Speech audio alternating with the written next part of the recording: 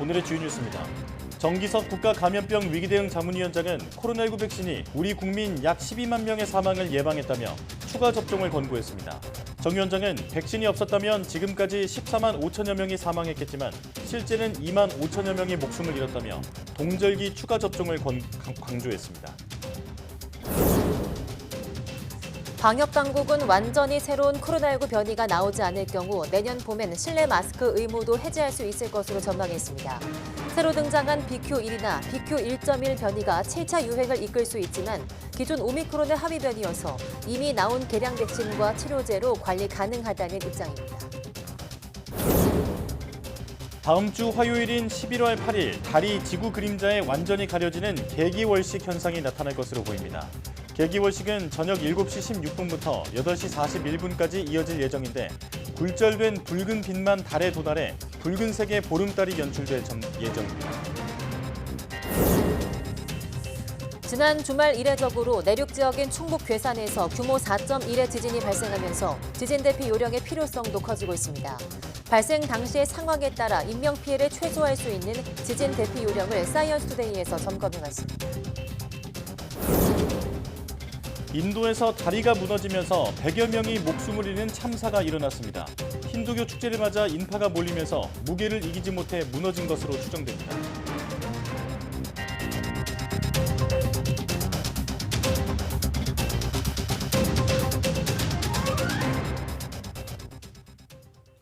여러분 안녕하십니까? 지난 주말 발생한 이태원 참사에 대해 온 국민과 함께 심심한 애도를 표합니다. 네, 이런 일이 다시는 일어나지 않기를 간절히 바라면서 사이언스투데이 시작하겠습니다. 정기석 국가감염병 위기대응 자문위원장이 코로나19 백신이 지금까지 약 12만 명의 사망을 예방했다며 고위험군의 동절기 추가 접종 참여를 적극 권고했습니다. 정 위원장은 정례 브리핑에서 질병청 자료를 인용해 만약 예방접종이 없었다면 이달 2주까지 예상 사망자가 14만 5,645명인데 실제 사망자는 2만 5,463명이었다며 코로나19 예방접종이 12만 182명의 사망을 줄이는 데 기여했다고 말했습니다. 정 위원장은 다른 선진국에서도 숫자의 차이는 있겠지만 백신이 충분한 사망 예방 효과를 보였다는 것은 과학이라면서 고위험군은 반드시 동절기 추가 접종을 해야 한다고 말했습니다. 정 단장은 그러나 최근 동절기 예방접종률이 매우 낮다며 면역력이 높지 않으면 지금 나빠지고 있는 지표인 중증화율과 치명률이 더 높아질 수밖에 없다고 우려했습니다. 코로나19에 완전히 새로운 변이가 등장하지 않는 한 7차 재유행이 끝나면 실내 마스크 의무를 모두 해제할 수 있을 것이라고 정기석 국가감염병 위기대응 자문위원장이 전망했습니다. 정 위원장은 정례 브리핑에서 완전히 새로운 변이가 나오지 않는다면 내년 봄 실내 마스크를 벗을 수 있다는 생각에 아직 변함이 없다고 말했습니다. 정 위원장은 7차 유행을 주도할 가능성이 있는 BQ1이나 BQ1.1 변이도 결국에는 오미크론 하위 변이인 BA.5의 일종이라면서 현재 도입했거나 도입 예정인 개량 백신과 치료제가 어느 정도 효력을 낼 수 있다고 설명했습니다. 정 위원장은 지금은 증가세가 점진적으로 올라갈지 빨리 올라갈지 이 상태에서 어느 정도 머물다가 정체할지 예측하기 어렵다면서 7차 유행 진입 여부를 평가하기는 힘들다고 말했습니다. 올겨울 국제선 운항 횟수가 코로나 사태 이전인 2019년에 60% 수준까지 회복할 전망입니다. 국토교통부는 국내외 항공사들이 신청한 동계기간 국제선과 국내선 정기편 항공운항 일정표를 인가했다고 밝혔습니다. 국토부는 최근 국내외 방역 규제 완화와 겨울철 성수기 여행 수요를 고려해 74개 항공사를 대상으로 162개 노선, 주 2,711회 규모의 국제선 여객 운항을 인가했습니다. 코로나 이전 대비 58% 선입니다. 국토부는 수요 회복 추이를 고려해 추가 증편도 추진할 계획입니다. 항공사들이 인가받은 대로 운항을 하고 증편이 이루어지면 운항 회복률은 60%에 달할 것으로 보입니다. 미국에서 올가을 들어 최소 88만 명의 독감 환자가 발생하는 등 독감 확산세가 심상치 않습니다. 2009년 대유행을 넘어서는 최악의 상황마저 우려되고 있다고 미국의 워싱턴 포스트가 보도했습니다. 보도에 김상우 기자입니다. 미국에서 독감이 남부와 남동부에서 환자가 많이 나오면서 대서양 연안을 타고 확산하고 있습니다. 통상 독감 유행은 10월에서 이듬해 5월까지 이어지고 12월에서 1월 사이 정점을 찍지만 올해는 특히 이보다 약 6주 일찍 감염자가 발생하면서 시작됐습니다. 미국 질병통제예방센터 CDC에 따르면 올가을 들어 최소 88만 명의 독감 환자가 발생해 이 가운데 6,900명이 입원했고 360명이 숨졌습니다. 워싱턴 포스트는 전문가의 말을 인용해서 데이터가 불길하다며 2009년 대유행을 넘어서는 13년 만에 최악의 독감 상황이 우려된다고 지적했습니다. 의료계에서는 3년 가까이 이어진 코로나19 대유행에 미국민들이 지쳐가면서 거리두기 등 방역 수칙을 무시하고 백신 접종을 꺼리는 분위기가 독감을 확산시키는 것으로 보고 있습니다. CDC 자료를 보면 지금까지 독감 백신이 1억 2,800만 회분 접종됐는데 이는 작년 같은 기간보다 1,100만 회분, 재작년보다는 2,600만 회분 뒤처진 것입니다. 독감 확산만이 문제가 아닙니다. 세계보건기구는 최근 코로나19 바이러스의 변이가 계속돼 위험성이 여전하다며 코로나19 발생 초기 발표한 국제공중보건 비상사태 유지를 밝혔습니다. And there is still too much fear that termination of the fake might aggravate existing inequalities in access to vaccine or therapeutics and might demobilize all the efforts engaged to prepare for a future pandemic. 이와 관련해 뉴욕타임스는 최근 올겨울 미국의 코로나19와 독감, 호흡기세포 융합 바이러스 등이 한꺼번에 번지는 이른바 트리플 데믹이 덮칠 수도 있다고 보도한 바 있습니다. YTN 김상호입니다. 네, 우울증으로 병원에 찾아 처음 진료를 받은 환자가 3주 이내 병원에 다시 찾는 경우는 10명 가운데 4명 정도인 것으로 나타났습니다. 건강보험심사평가원이 공개한 우울증 외래 적정성 1차 평가 결과를 보면 우울증 초진 환자들의 첫 방문 후 3주 이내 재방문율은 39.4%였습니다. 비교적 접근성이 좋은 의원급의 경우 재방문율이 43.2%로 상대적으로 높았지만 내원 주기가 긴 종합병원은 24.5%, 상급 종합병원은 23.6%로 전체 평균보다 더 낮았습니다. 첫 방문 후 8주 이내 3번 이상 방문하는 환자의 비율은 21.5%로 10명 중 2명 정도만 초기에 꾸준한 치료를 받는 것으로 조사됐습니다. 심평원은 우울증 초기 치료에선 지속적인 재방문과 평가 척도를 활용한 치료 계획과 재평가가 매우 중요하다고 강조했습니다.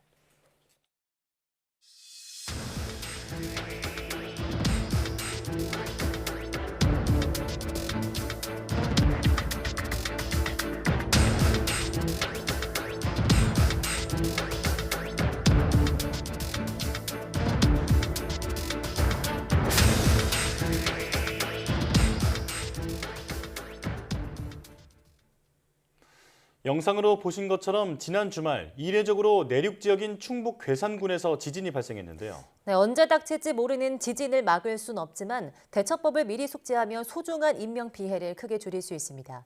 장소별, 상황별 지진대처법을 박조은 기자가 정리했습니다. 지진으로 건물이 흔들릴 때 가장 큰 피해는 떨어지는 물건으로 인해 발생합니다. 강한 진동이 느껴지면 단단한 탁자 아래로 대피하거나 가방이나 손으로 머리를 보호하는 게 최우선입니다. 진동이 멈추면 전기와 가스를 차단하고 문은 열어놓은 채 야외로 대피해야 합니다. 폭발로 인한 2차 피해가 발생할 수 있기 때문입니다. 엘리베이터는 지진에 의해 줄이 끊어지거나 멈출 위험성이 있습니다. 지진 대피 시에는 엘리베이터를 타지 말고 계단으로 이동하는 게 좋습니다. 만일 엘리베이터 이용 중에 지진을 만난다면 모든 층의 버튼을 눌러 가장 먼저 열리는 층에서 내린 뒤 계단을 이용해야 합니다. 운전 중이라면 먼저 비상등을 켜고 속도를 줄인 뒤 도로 오른쪽에 차를 세웁니다. 이후 라디오를 켜고 재난방송을 찾아 정보를 확인한 뒤 차 키를 꽂아놓고 대피합니다. 강한 여진이 잇따르면 피해가 커질 수도 있습니다. 지진이 발생한 뒤에는 건물이나 담장을 살펴 위험하거나 균열이 생긴 부분은 미리 보강해야 합니다. 가구나 가전제품은 넘어지지 않도록 고정하고 떨어질 수 있는 물건은 높은 곳에 두지 않는 게 좋습니다. 깨진 유리에 다치지 않도록 실내에 두꺼운 실내화를 준비하고 휴대전화 보조 배터리를 미리 충전해 정전 상황에 대비해야 합니다. YTN 박조은입니다. 인도에서는 다리가 무너지면서 백수십 명이 사망하는 참사가 일어났습니다. 네, 힌두교 축제를 맞아 인파가 몰리면서 무게를 이기지 못해 무너진 것으로 보이는데요. 안전 불감증이 원인으로 지목됐습니다. 류재복 기자가 보도합니다. 엿가락처럼 휘어 강에 처박힌 다리 끄트머리에 힘겹게 매달린 사람들. 강에 빠진 몇몇은 그나마 의지할 곳을 찾아 필사적으로 헤엄칩니다. 빛의 축제라 불리는 힌두교의 디왈리를 맞아 나들이 나온 인파가 한꺼번에 몰리면서 순식간에 다리가 무너져 내린 것입니다. 수용 인원이 100여 명인 현수교에 수백 명이 올라가자 다리를 지탱하던 케이블이 끊어졌습니다. दीपावली की छुट्टी हुई थी बच्चों लोगों के और जो भी घूमने के लिए यहाँ पर आए हुए थे सभी एक के ऊपर एक थोड़ा पुल के अंदर ज़्यादा लोग होने की वजह से टूटने की वजह से ये घटना हुई है। 지금까지 집계된 사망자는 100여 명, 다친 사람 가운데 중상자도 적지 않아 희생은 더 커질 것으로 보입니다. तो जो सैलानी थे वो कुछ लोग घायल हुए, कुछ लोग पानी में गिर पड़े और तुरंत ही हमने बचाव कार्य की शुरुआत की है और हॉस्पिटल में भी घायल लोगों को पहुंचाया। 무너진 다리는 지난 1880년에 지어진 길이 233m의 보행자 전용 교량입니다. 너무 낡아 반년 넘게 보수 공사를 거친 뒤 지난주 다시 개방됐습니다. 인도 야당은 무너진 다리가 안전 승인을 제대로 받지 않은 채 다시 개방됐다고 주장하고 있어서 안전 불감증이 부른 참사일 수 있다는 지적이 나오고 있습니다. YTN 유재복입니다.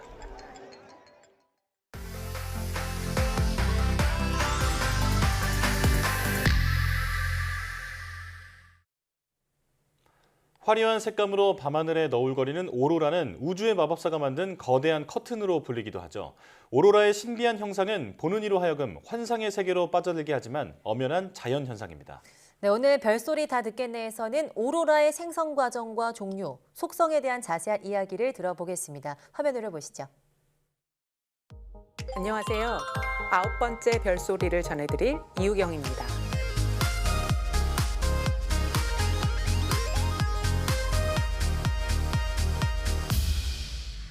오늘은 지자기 폭풍이 만들어낸 환상적인 우주의 커튼, 오로라에 대한 별소리를 전해드리겠습니다.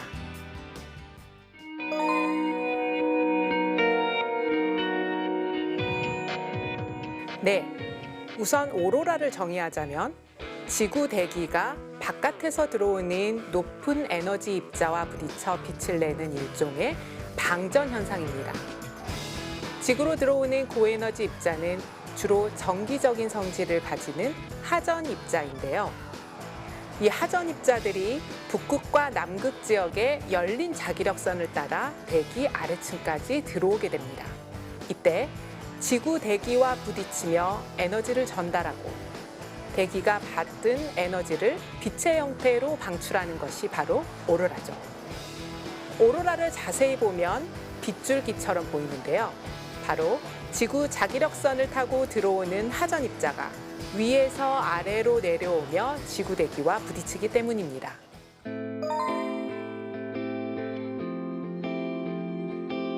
네, 우선 오로라는 남극 또는 북극과 가까운 고위도 지역에서만 볼 수 있습니다. 여기서 남북극은 지리상의 남북극이 아니라 지자기 남북극, 즉 나침판이 가리키는 남극과 북극을 말합니다. 하지만 지금처럼 태양 활동이 활발해지는 시기에는 좀 더 남쪽에서도 볼 수 있는데요. 최근 우리와 지리적으로 비슷한 위도에 있는 캘리포니아에서 오로라가 나타나기도 했습니다. 하지만 아쉽게도 우리나라에서는 볼 수가 없어요. 아까 오로라는 지자기 남북극을 중심으로 일어난다고 했죠. 지금 지자기 북극은 캐나다 북부에 있습니다. 미국 캘리포니아와 비교하면 우리나라는 캐나다에서 훨씬 멀리 떨어져 있으므로 오로라를 보기 어려운 것이죠. 네, 오로라가 다양한 색으로 보이는 이유는 바로 지구 대기를 구성하는 성분 때문입니다. 지구 대기는 주로 산소와 질소로 이루어져 있는데요. 여러분이 가장 흔하게 볼 수 있는 초록색과 붉은색 오로라는 산소 원자가 하전 입자와 충돌할 때 내뿜는 빛입니다. 둘 다 산소 원자가 방출하는 빛이지만 붉은색 오로라는 초록색보다 높은 곳에서 일어납니다. 고도로 치면 붉은색은 200km 이상의 상공에서, 초록색은 그 아래에서 보이는 것이죠. 아무래도 지상에서 보면 고도상으로 더 멀리 있는 붉은색 오로라는 잘 보이지 않게 되죠. 빛의 세기는 광원의 제곱에 반비례하므로 초록색과 비교하면 훨씬 희미하게 보입니다. 다만 오로라가 매우 강하게 일어날 때는 평소보다 남쪽까지 내려오기 때문에 중위도 지역에서는 높은 곳에 붉은색 오로라를 볼 수 있습니다. 그리고 가끔 오로라 끝단에서 보라색 오로라를 볼 수 있는데요. 바로 질소 분자가 내뿜는 빛입니다. 에너지가 강력한 하전 입자가 훨씬 아래쪽까지 내려와 질소 분자와 부딪히는 것이죠.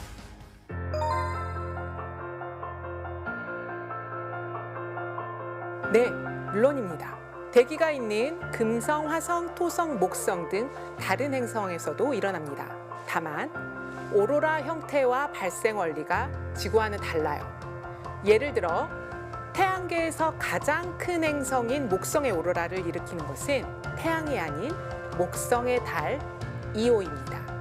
이오는 400개 이상의 활화산을 가지고 있는데 이 화산이 폭발할 때 나오는 입자들이 목성의 자기력선을 타고 내려가 오로라를 일으키는 거죠. 토성의 경우 대기 소용돌이에 의해 오로라가 나타나기도 합니다. 다양한 형태의 오로라들이 어떻게 일어나는지는 여전히 풀어야 할 숙제인데요. 한 가지 아쉬운 점이 있다면 지구와 달리 여러분이 토성이나 목성에 가도 오로라를 맨눈으로 보기는 힘들다는 사실이에요. 왜냐하면 토성과 목성의 오로라는 대부분 눈으로 볼 수 없는 적외선 영역에서 일어나기 때문이죠. 네, 오로라가 매우 밝아지거나 캘리포니아처럼 평소보다 남쪽까지 오로라가 보인다면 태양 폭발 등에 의해 강력한 에너지가 지구로 들어오고 있다는 신호입니다. 바로 이 에너지가 지구로 들어오면서 대기를 교란합니다.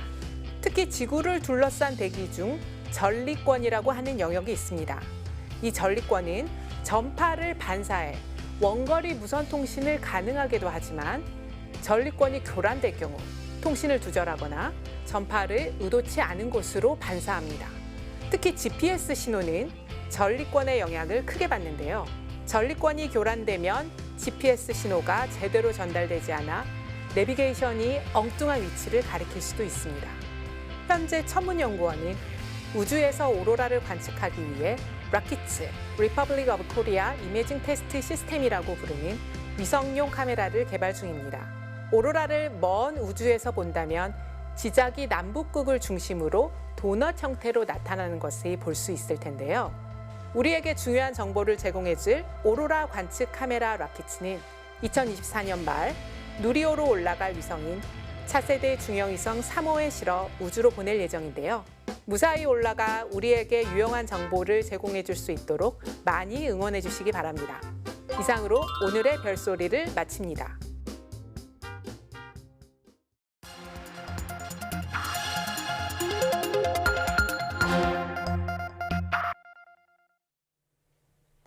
다양한 분야의 과학 이슈를 과학 기자의 시각으로 집중 분석하는 사이언스 취재파의 시간입니다. 네, 오늘은 최소라 기자와 함께하겠습니다. 어서 오세요.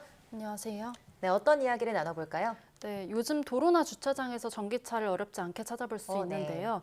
네, 국내 전기차 대수는 지난해 말 등록된 기준으로 누적 23만여 대입니다. 1년 만에 70% 이상 증가했을 정도로 빠르게 늘고 있는데요.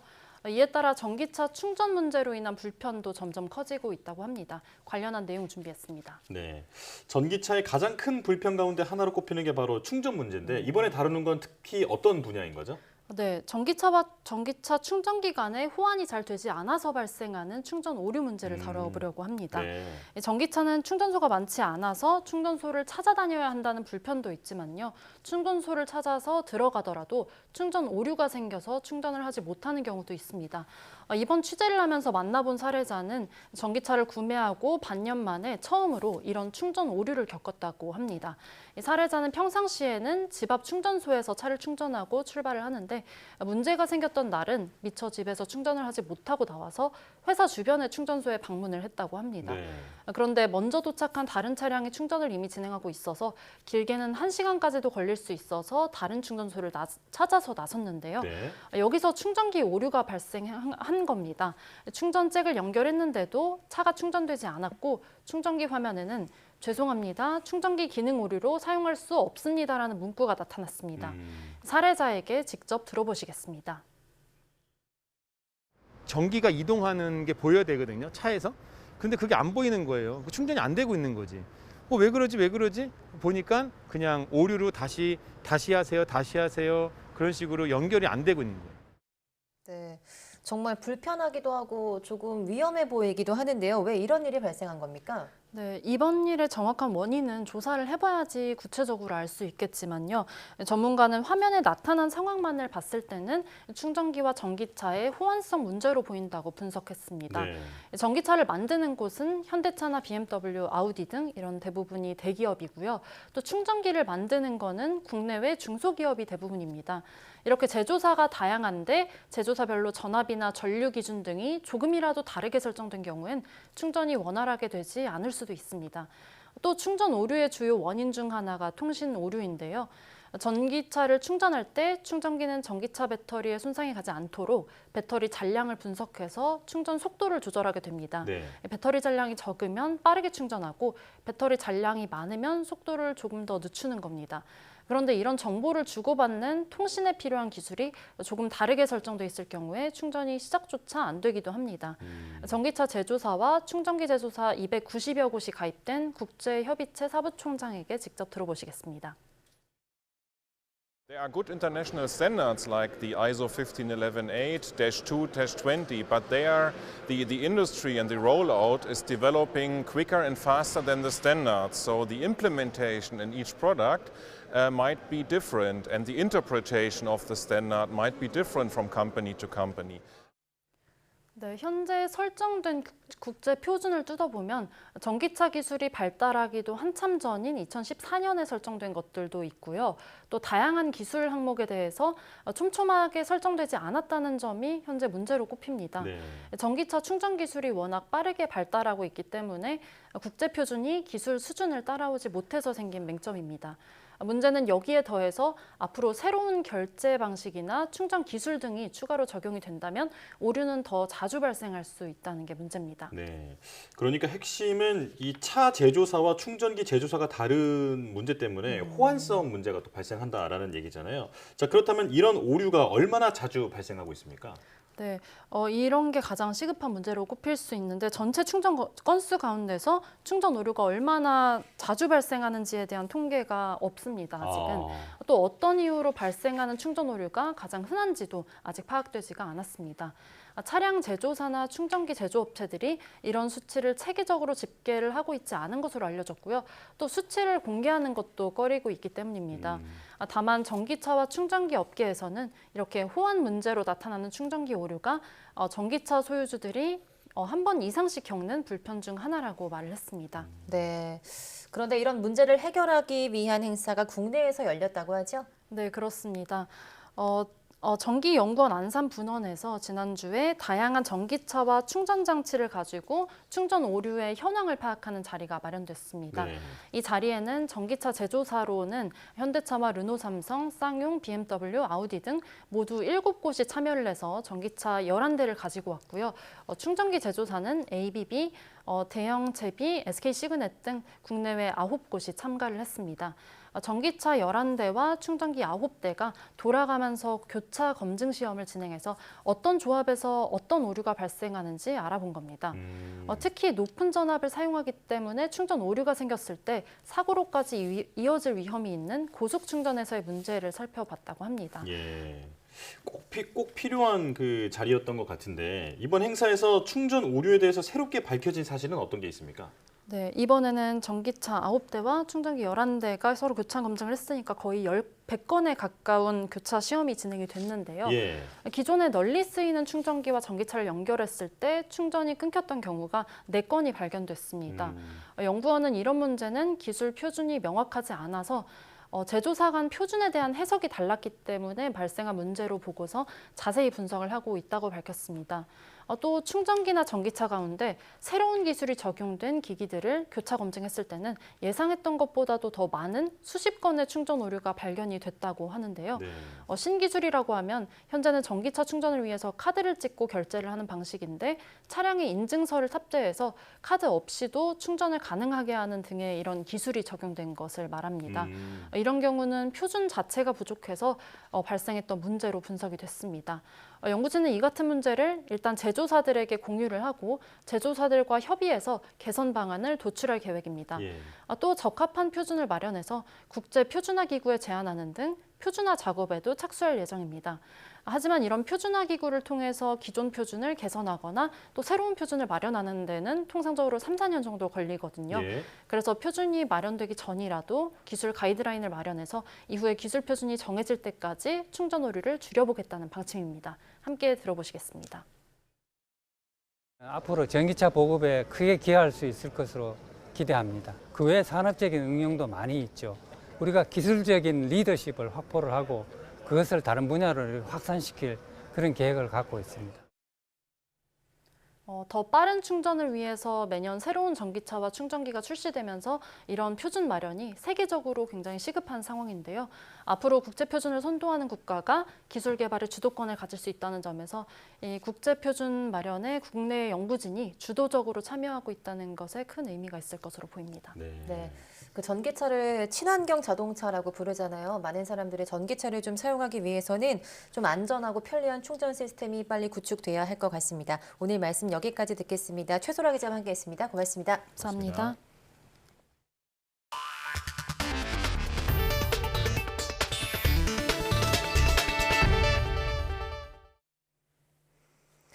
다음 주 화요일 11월 8일에 달이 지구 그림자에 완전히 가려지는 개기월식 현상이 나타날 것으로 보입니다. 한국천문연구원은 11월 8일 오후 6시 8분 달의 왼쪽 부분이 지구 그림자에 가려지는 부분식이 시작되겠다고 밝혔습니다. 이어 저녁 7시 16분부터 8시 41분까지 1시간 25분가량 개기월식이 이어져서 붉게 변한 보름달을 볼 수 있을 전망입니다. 우리나라에서 볼 수 있는 개기월식은 지난해 5월 26일에 나타났고 다음 개기월식은 3년 뒤인 2025년 9월 8일로 예정돼 있습니다. 인공지능이 바꾸고 있는 과학기술의 미래 모습을 공유하고 발전 방안을 모색하는 자리가 마련됐습니다. 국가과학기술연구회가 주최하고 한국과학기술연구원과 과학기술정책연구원이 공동 주관한 2022 서울 S&T 포럼이 서울 더 플라자 호텔에서 열렸습니다. 올해 포럼은 디지털 대전환 시대의 인공지능의 기술 활용 사례와 인공지능 주도 패러다임 전환 등을 주제로 열렸으며 정부와 출연연, 대학, 기업 등 100여 명의 전문가들이 현장에 참석했습니다. 세계적 AI 석학인 미국 카네기 멜론대 마셜 허버트 교수는 기조연설에서 인공지능의 기술 활용 사례를 소개하면서 인공지능의 최적화를 위해서는 인간과의 상호작용은 물론 인공지능 시스템 간의 상호작용도 중요하다고 강조했습니다. 그럼 이번 포럼을 주최한 키스트 윤석진 원장의 말 직접 들어보겠습니다. 인공지능은 기존의 상식과 선입견의 한계를 무너뜨려 상상으로만 가능했던 기술 혁신을 현실화시킬 것이며 이를 통해 과학기술은 그 어느 때보다 비약적인 발전을 이룰 것입니다. 이처럼 AI가 과학기술계, 산업계 그리고 우리의 미래를 뒤흔들 대전환기에 놓인 지금 인공지능의 가능성과 한계에 대해 논의하는 이 자리에 연구자뿐만 아니라 정책 전문가에게도 뜻깊은 시간이 될 것으로 확신합니다. 국내 온라인 동영상 서비스 OTT 사업자인 티빙과 시즌의 합병이 승인됐습니다. 공정거래위원회는 CJ그룹의 티빙이 KT그룹 시즌을 흡수 합병하는 기업 결합을 심사한 결과 OTT 시장의 경쟁이 제한될 우려가 없다고 판단해 승인했다고 밝혔습니다. 티빙과 시즈는 OTT 시장에서 각각 3위와 6위 사업자로 두 기업의 점유율을 합치면 1위 넷플릭스에 이은 2위가 됩니다. 공정위는 두 회사의 합병으로 점유율이 늘어나더라도 넷플릭스의 절반에도 미치지 못하는 수준이라며 단독으로는 구독률을 높이기 어렵다고 판단했습니다. 또 CJ 계열사들이 경쟁 OTT의 콘텐츠 공급을 중단하면 매출이 대폭 감소하게 된다며 콘텐츠를 독점적으로 공급할 가능성도 크지 않다고 봤습니다. 11월 한 달 동안 백화점이나 대형마트에서 친환경 녹색 제품을 구매하면 최대 30%의 할인 혜택이나 포인트를 받을 수 있습니다. 환경부는 11월 1일부터 한 달 동안 녹색 제품 소비를 확산하기 위한 2022 녹색 소비 주간을 운영한다고 밝혔습니다. 이번 행사에는 유통사 16곳과 카드사 4곳, 은행 4곳, 녹색 구매 지원센터 10곳 등 37개 기관과 민간 기업이 참여합니다. 우체국 쇼핑 등 3개사의 온라인 녹색 매장 전용관에서는 녹색 제품을 최대 30% 할인해줍니다. 또 백화점과 대형 매장 내 녹색 매장 등에서는 기획전 등이 열립니다. 장바구니나 텀블러 등 다회용기를 사용하거나 포장대 일회용품 안 받기, 대중교통 이용하기 등 친환경 생활을 실천하는 고객에게도 회원 포인트를 적립해줍니다. 9월 생산과 소비, 설비 투자가 모두 줄면서 트리플 감소를 기록했습니다. 생산, 소비, 투자가 한꺼번에 감소한 것은 지난 7월 이후 2달 만입니다. 통계청이 발표한 산업활동 동향에 따르면 9월 전 산업 생산은 전월 대비 0.6% 감소했습니다. 태풍 흰남노 피해에 따른 일부 철강업체 가동 중단과 시스템 반도체, 디램 등 생산 감소로 광공업 생산이 1.8% 줄어든 영향이 컸습니다. 소비 동향을 보여주는 소매 판매는 식료품 등 비내구재 소비가 큰 폭으로 줄면서 1.8% 감소했습니다. 설비 투자는 반도체 제조용 기계 수입이 감소한 영향 등으로 전월 대비 2.4% 감소했습니다. 통계청은 광공업 생산이 부진했고 서비스업 생산과 소매 판매, 설비 투자 등 내수도 조정을 받으면서 생산과 지출이 모두 감소했다며 경기 회복 내지는 개선 흐름이 다소 약화하는 모습이라고 분석했습니다. 채권 발행을 통한 직접 자금 조달에 어려움을 겪는 기업들이 모두 은행으로 달려가면서 5대 은행에서만 한 달 새 대출이 9조 원 가까이 늘었습니다. 금융권은 5대 은행의 지난달 27일 기준 기업 대출 잔액이 703조 7천억 원으로 9월 말보다 8조 8천억 원이 는 것으로 파악하고 있습니다. 대출 증가폭은 2021년 9월에 23조 9천억 원 이후 1년 1개월 만에 가장 컸습니다. 특히 대기업 대출이 5조 8천억 원이나 늘어서 전체 증가액의 66%를 차지했습니다. 올해 들어서 5대 은행에서 불어난 기업 대출만 67조 8천억 원으로 아직 연말까지 2달이나 남았지만 이미 지난해 전체 증가폭 60조 2천억 원을 넘었습니다. 지난해 8월 이후 본격화한 한국은행의 기준금리 인상으로 시중 자금이 은행으로 몰리면서 고액 예금이 급증하고 있습니다. 한국은행은 지난 6월 말 기준 은행의 저축성 예금 중 잔액이 10억 원을 초과하는 계좌의 총 예금 규모가 787조 9,150억 원으로 집계됐다고 밝혔습니다. 이는 지난해 말 대비 2.4% 늘어난 것으로 사상 최대 규모입니다. 10억 원 초과 고액 예금 계좌 수는 지난해 6월 말 8만 4천 계좌에서 지난해 말 8만 9천 계좌, 올해 6월 말 9만 4천 계좌로 늘어났습니다. 원달러 환율 상승이 계속되면서 미국의 한인들은 희비가 엇갈리고 있습니다. 네, 한인 유학생이나 한국에서 오는 방문객을 상대로 사업하는 동포들은 직격탄을 맞은 반면 한국 여행에 나서는 이들은 늘고 있습니다. 김길수 리포터입니다. 원달러 환율이 13년 만에 1,400원을 넘어선 뒤 좀처럼 꺾일 기미를 보이지 않고 있습니다. 이처럼 환율 고공행진이 이어지면서 한국에서 학비와 생활비를 받는 유학생과 이른바 기러기 가족들은 당장 경제적 어려움에 놓였습니다.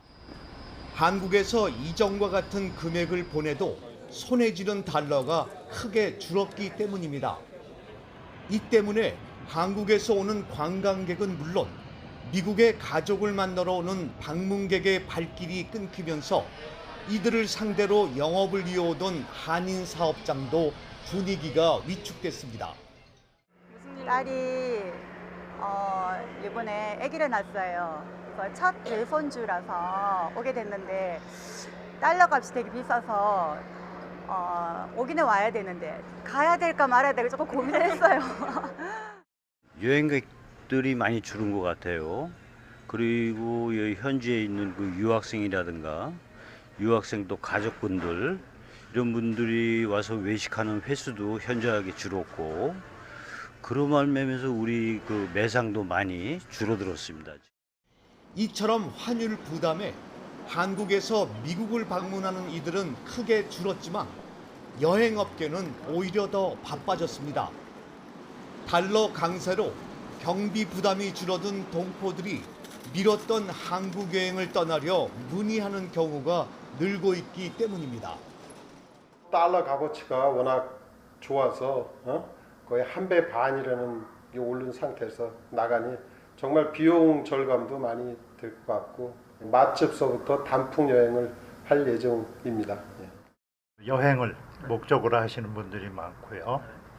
예년에 비해서 달러 환율이 강세를 보이기 때문에 한국에 방문하는 분들이 한 50% 정도는 예년에 비해서 증가한 것 같습니다. 한국 업체와 거래하는 무역상들도 대부분 당장은 경제적 이익을 얻고 있는 상황. 원화 약세에 따른 환차익을 볼 수 있기 때문입니다. 하지만 이런 상황이 길어질 경우 결국은 거래 시장이 크게 위축될 수 있다는 우려도 나옵니다. 이런 상황이 지속되면은 더 경기가 소비가 위축되고 경기가 나빠질 거라고 생각합니다. 그래서 저희들은 상공회를 비롯해서 이제 경제단체들이 모여서 어떤 대책을 세울 것인가 고민하고 있는 중인데요. 동포 사회의 엇갈리는 표정 속에 전문가들은 당분간 고환율이 이어질 것이라면서 올해 말이면 원달러 환율이 1,500원까지 오를 수도 있다고 내다봤습니다. 미국 텍사스에서 YTN 월드 김길수입니다. 미국 휴스턴에서 다양한 한국 문화 축제가 열렸습니다. 네, 매년 4만 명가량 참석하는 대규모 행사인데요. 올해는 특별한 장학금 수여식도 진행됐습니다. 휴스턴에서 안미향 리포터입니다.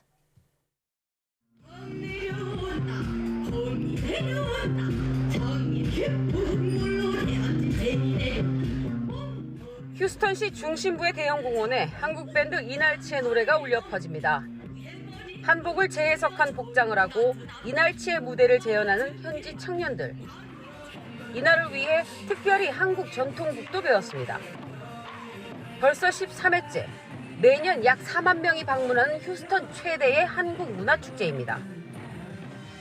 한인뿐만 아니라 다양한 인종, 문화권에 속한 시민들이 모여 코로나19로 축제가 열리지 못했던 기간에 오히려 더 뜨거워진 한국 문화에 대한 관심을 증명했습니다. 안녕하세요. Do you like K-culture too? Yes, K-drama. Leave me home. 사랑해. And just the fact that I quickly found so many friends by liking the same thing and liking the music. I already liked any kind of music. I love concerts. So being able to find a new community to do concerts and watch performances and stuff like that, it was just really attractive to me personally. K-팝과 한국 음식, 전통 문화를 함께 즐기는 여느 한국 문화 축제와 다르지 않은 풍경이지만 특별한 점이 하나 있습니다. 바로 이 축제를 기획하고 이끈 주역이 현지에서 나고 자란 젊고 역동적인 차세대 한인들이라는 점입니다. In many cities, actually, that sounds like the Haninwe. But here, this young group of 20-something, 30-something, 1.5 second-generation Korean Americans wanted to start, I guess, a professional group. 차세대 한인들은 특히 미래를 이끌어갈 대학생을 지원하기 위해 한국의 맛을 주제로 영상 창작 대회도 열어 직접 마련한 장학금을 수여했습니다. 저희 팀이 이번에는 테스트 코리아라서 이제 음식이 어떻게 자기한테 이렇게 인플루언서 하나 해가지고 이제 스콜러십 컨테스트를 한 거예요. 김치찌개와 파전, 비빔밥까지 다양한 한국 음식이 자신에게 어떤 의미가 있는지 동영상으로 풀어낸 학생들. 장학금도 장학금이지만 한국 문화를 자신과 연결하고 다채롭게 변형해 볼 수 있어서 뜻깊었다고 말합니다. I made the dish bibimbap, and it is a mix of having rice, vegetables, and also a choice of meat. So I wanted to mix cultures. So in my dish, I included red rice, which is a cultural staple on Guam. 현지 사회의 호응을 끌어낸 차세대 한인들의 발상과 노력에 한인 기성세대는 더없이 뿌듯함을 느낍니다. 우리 기성세대로서 정말 젊은이들이 자랑스럽고 앞으로도 계속 이 노하우를 바탕으로 계속 이어지는 정말 아름다운 축제장. 미국 내 다른 대도시에 비해 상대적으로 규모는 작지만 탄탄한 결속력을 자랑하는 휴스턴 한인사회. 기성세대와 차세대가 서로 존중하고 소통하며 한국의 위상 높이기에 마음을 모으는 모범이 되고 있습니다. 미국 휴스턴에서 YTN월드 안미양입니다. 영화 범죄도시2가 1,000만 관객을 동원하면서 반짝 활기를 되찾았던 극장가가 여름부터는 고전을 면치 못하고 있습니다. 네, 극장에서는 관객들 발길을 돌리기 위해서 여러 변화가 시도되고 있는데요. 홍상희 기자가 보도합니다. 지난 봄 범죄도시2의 흥행으로 회복을 꿈꿨던 극장가는 다시 고전 중입니다. 이달 들어 하루 평균 관객 수는 21만여 명, 코로나19 이전의 절반에도 못 미치는 성적입니다. OTT 시장의 급속한 성장과 함께 신작의 OTT 공개 간격이 한 달 정도로 짧아지고 있는 데다 영화 관람료도 최고 15,000원으로 오른 것이 복합적으로 작용한 결과입니다. 집에서 보면은 이제 여러 가지 종류의 영화를 볼 수 있고 또 보고 싶은 것도 마음대로 아무 때나 볼 수 있으니까 그 맛의 영화를 보는 것 같습니다, 집에서. 위기에 처한 극장들이 변신을 시도하고 있습니다. 대형 스크린에는 하와이 전경이 펼쳐지고 관객들은 꽃목걸이 레일을 걸고 훌라춤을 배웁니다. 하와이를 배경으로 한 첫 키스만 50번째 디센던트 관람과 함께 트로피컬 칵테일로 분위기를 한껏 살렸습니다.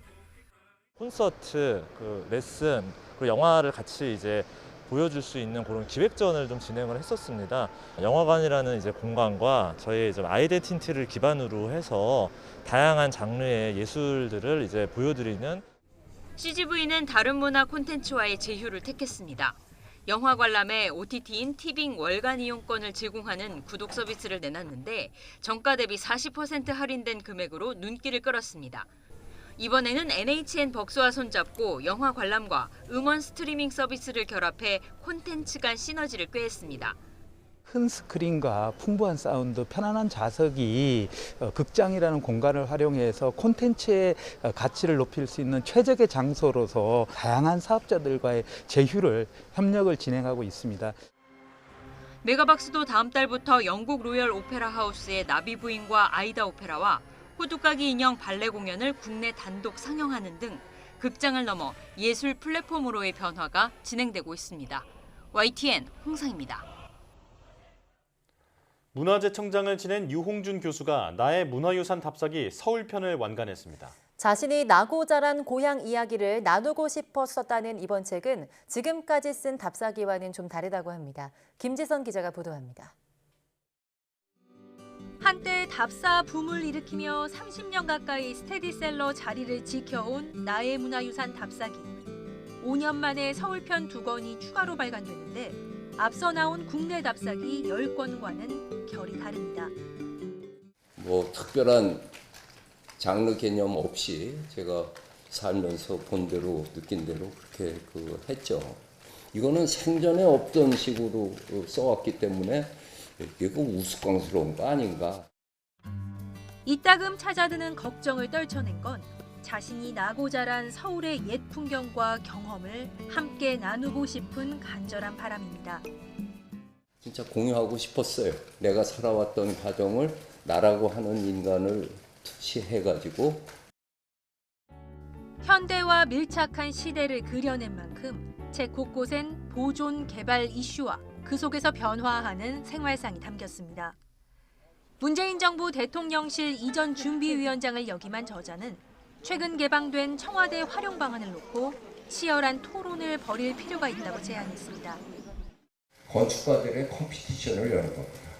그러니까 여기에서 헐어버릴 거는 무엇이고 남길 건 무엇이고 복원할 건 무엇인가에 대한 것. 지난 1993년 처음 출간돼 올해 29년을 맞는 나의 문화유산 답사기 시리즈는 국토박물관 순례로 마무리할 계획입니다. 경기도 연천 전곡리 선사 유적지를 시작으로 이미 집필에 들어갔고 독도 답사로 끝을 낸다는 구상입니다. YTN 김지선입니다.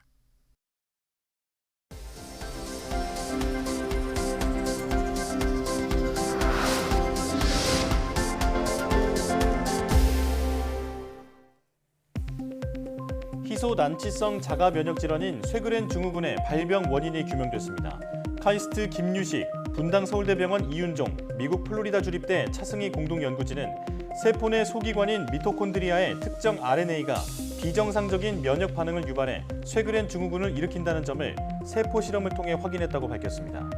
또 이 미토콘드리아 RNA를 억제했을 때 면역 활성이 감소하고 질환의 특징이 일부 복원됐다며 이를 바탕으로 치료제 개발이 가능할 것으로 기대했습니다.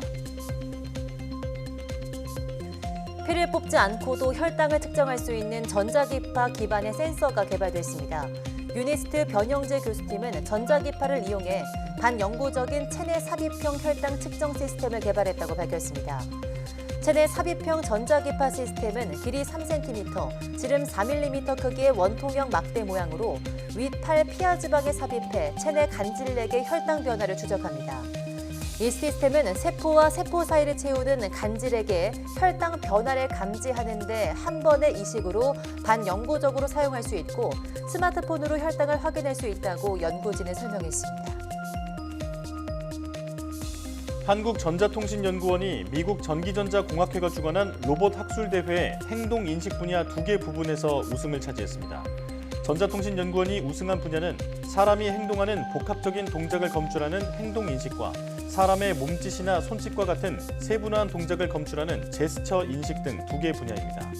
연구진은 그동안 사물이 스스로 행동을 하게 만드는 액션 브레인 행동지능 기술을 개발해왔으며 이 기술이 대회 우승의 바탕이 됐다는 설명입니다. 연구진은 이 기술이 앞으로 사람의 개입을 최소화하는 스마트 공장 로봇이나 재난 현장의 드론 등에 유용하게 사용이 될 것으로 기대했습니다. 포항공과대학은 11월 4일 필즈상 수상자인 허준희 미국 프린스턴대 교수를 온라인 초청해서 수학과 공개 강좌 시리즈 하나로 필즈 심포지엄을 개최한다고 밝혔습니다. 이번 심포지엄에서 허준희 교수와의 온라인 간담회가 끝나면 카이스트 엄상혜 교수와 인천대 이윤복 교수가 차례로 필즈상 수상자인 허준희 교수와 영국 옥스퍼드대 제임스 메이나드 교수의 업적을 소개할 예정입니다. 필즈 심포지엄은 포스텍 구성원을 비롯해서 포항시 고등학생 50명도 선착순으로 참여할 수 있으며 신청은 온라인으로 가능합니다.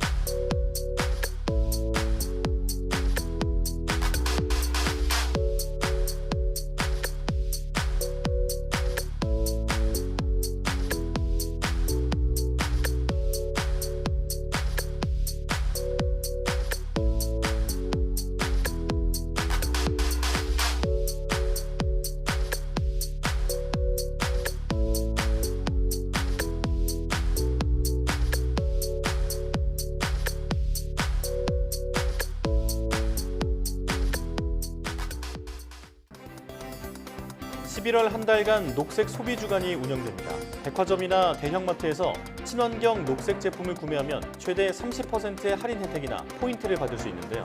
또 장바구니나 텀블러 등 다회용기를 사용하거나 포장 시 일회용품을 받지 않아도 다양한 혜택이 제공된다고 하니 많은 동참 바랍니다. 사이언스 투데이 마치겠습니다. 시청해주신 여러분 고맙습니다.